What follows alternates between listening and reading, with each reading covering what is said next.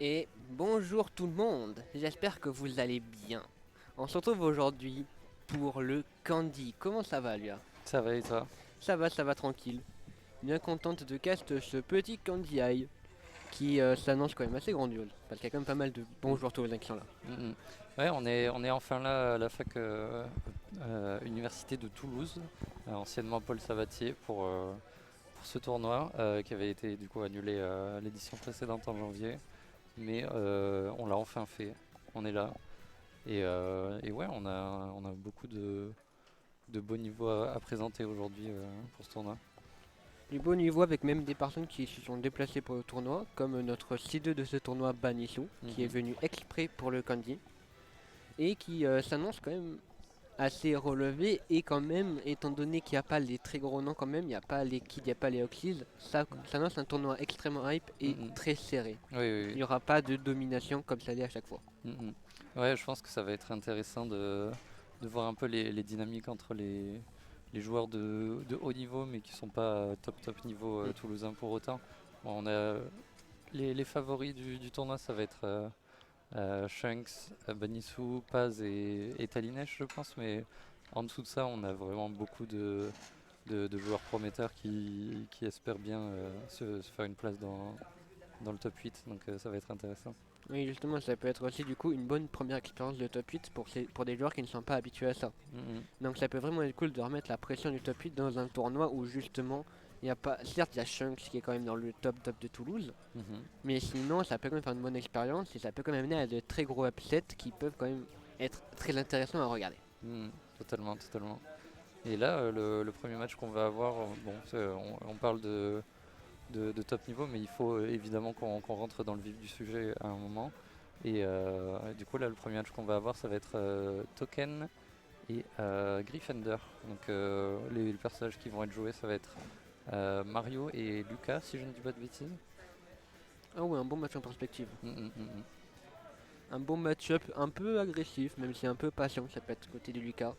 C'est ça, mais ça va être vraiment deux personnages qui vont venir se battre. A priori, on va avoir Lucas qui va essayer de mettre un peu de distance et Mario qui va essayer De venir de, taper. de venir taper, voilà, de venir fermer cette distance et mettre des gros coups. Donc on va voir ce que ça va donner.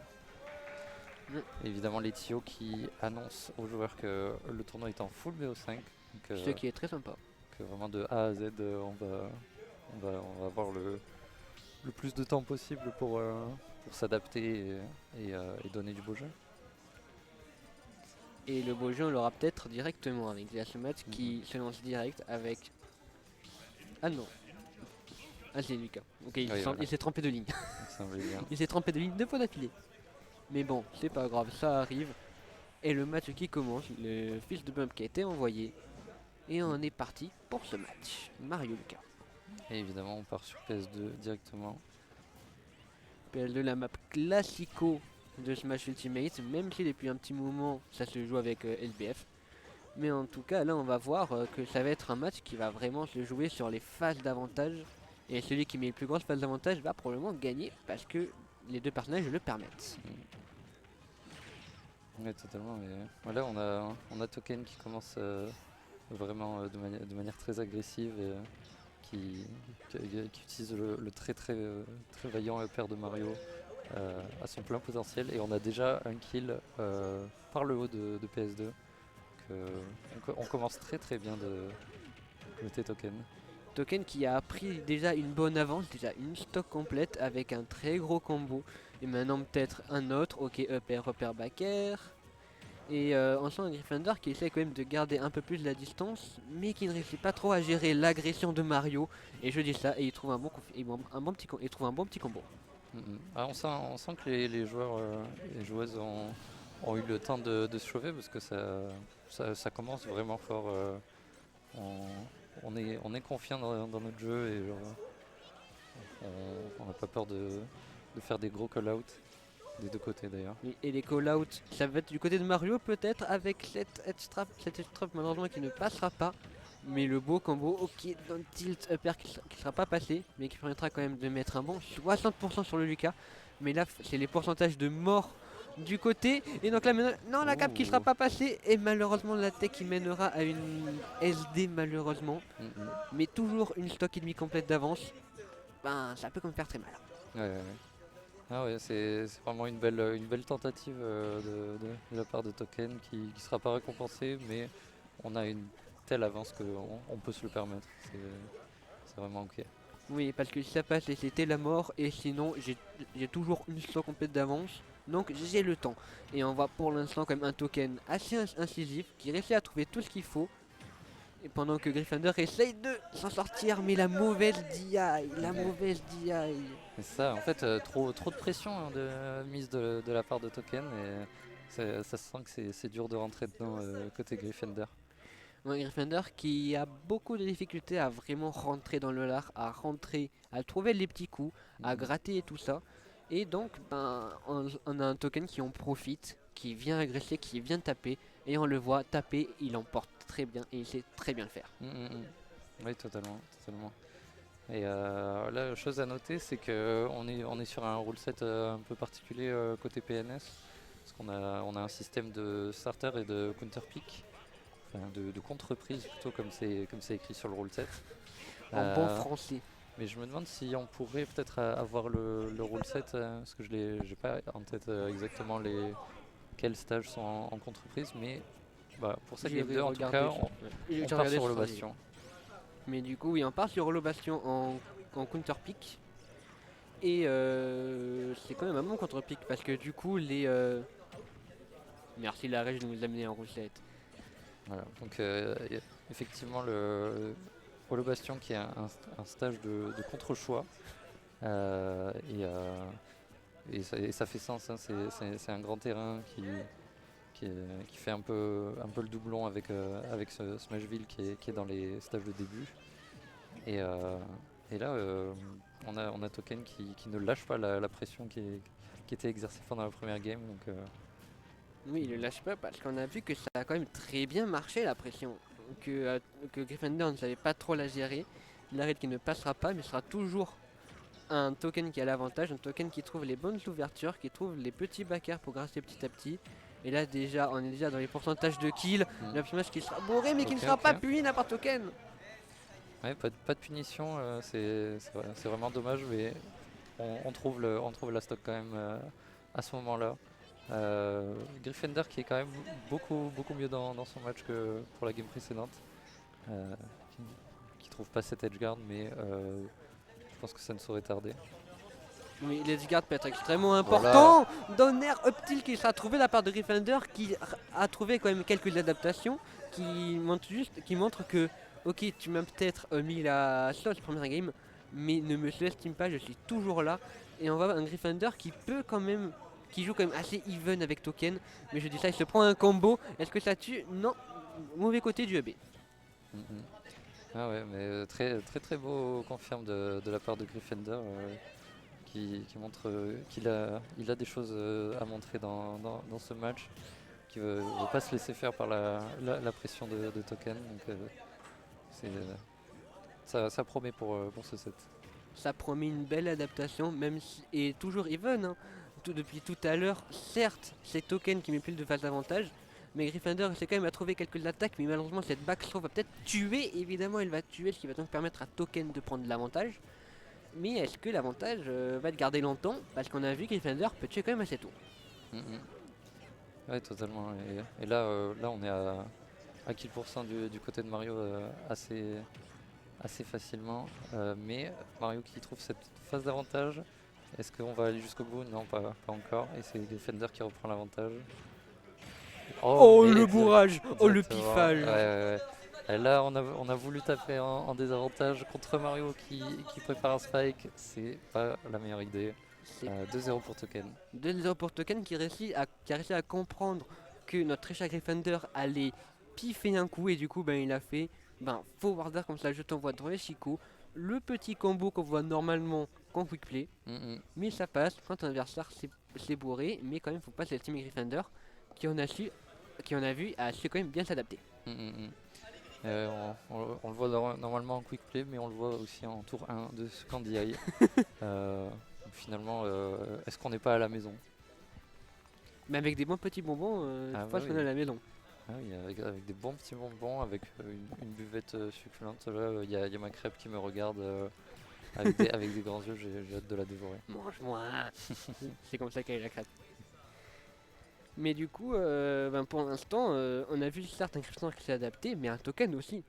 Token qui a su trouver les confirmes, qui a su trouver les choses, et je vais pas vous spoil, mais je vois sur l'écran là-bas un autre personnage. Tu veux dire un contre-choix? Un est en train de se contre-choix de préparer personnage, exactement. Intéressant, intéressant. Je ne vais pas vous spoil, parce que vous le verrez et ça s'entendra. Ah non, non, là, non, ça dit pas le perso, je crois.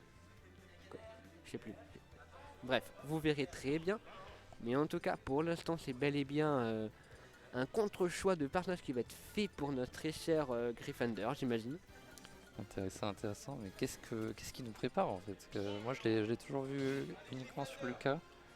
Et mais ce sera pas Lucas, je sais pas si vous l'avez entendu, mais ce sera un petit mi-épéiste du côté de Gryffindor. Intéressant, intéressant.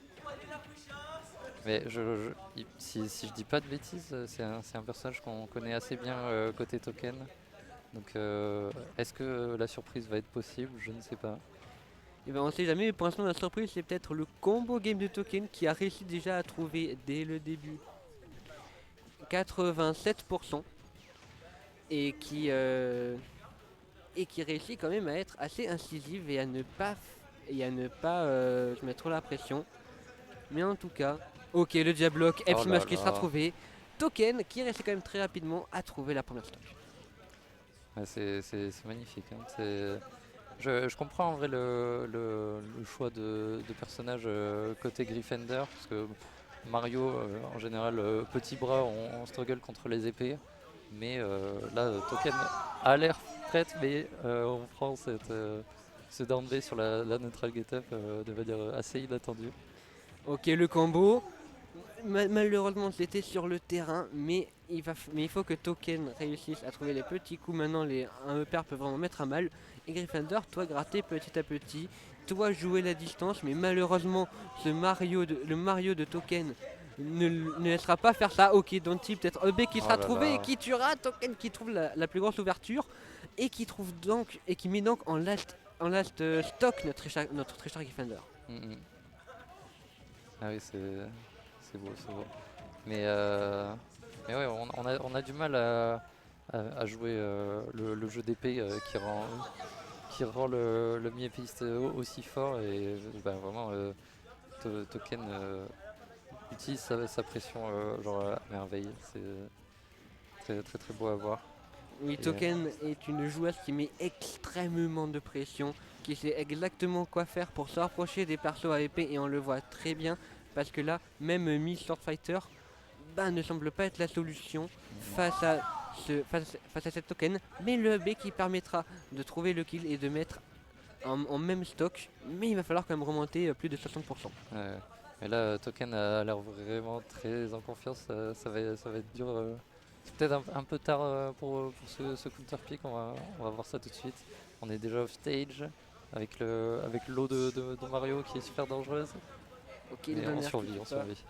La survie qui est là, mais est-ce que la survie elle est encore là avec le jet qui temps. ne touchera pas? Mais il faut faire très gaffe parce que là quand même beaucoup de coups peuvent commencer. Là on connaît les combos de Sword Fighter, mais ce sera une ride de roll qui permettra à Token de 3-0 ce premier set du Candy Eye. Ah, magnifique la ride de roll, on était bien préparé côté Token. Et ouais, c'est un très très beau premier set, très, très expéditif du coup, mais qui met bien en place pour la journée. Oui, et surtout tu dis expéditif, mais en vrai les games elles n'étaient pas si close que ça. Hein. Ouais, les games elles étaient quand même, les deux dernières étaient la dernière en tout cas elle était en last stock. Et la deuxième, certes la première était expéditive, mais la deuxième elle était quand même beaucoup plus serrée. Et c'est juste un piffage un peu raté qui a coûté la game à Gryffindor. Mais sinon c'était quand même assez even. Ouais. Donc en soi, c'était quand même un beau match. Gryffindor a de quoi en tirer, mais Token, elle a réussi à tout confirmer. Elle a réussi à tout faire comme elle voulait. Ouais, Pour, pour finir rapidement, Token avait tout et Gryffindor malheureusement n'a pas trouvé les solutions correspondantes. Mm, mm, mm. Ouais, c'est ça, on savait pas vraiment jouer le jeu de distance qu'il fallait installer vraiment avec autant avec Lucas qu'avec mi-épéiste. Et on subissait trop le jeu de Mario qui va être vraiment corps à corps, venir sur toi. Et Token a très bien maîtrisé ça. Et voilà, je sais pas ce qu'on va avoir pour le prochain set. J'ai l'impression que c'est On va Killer attendre contre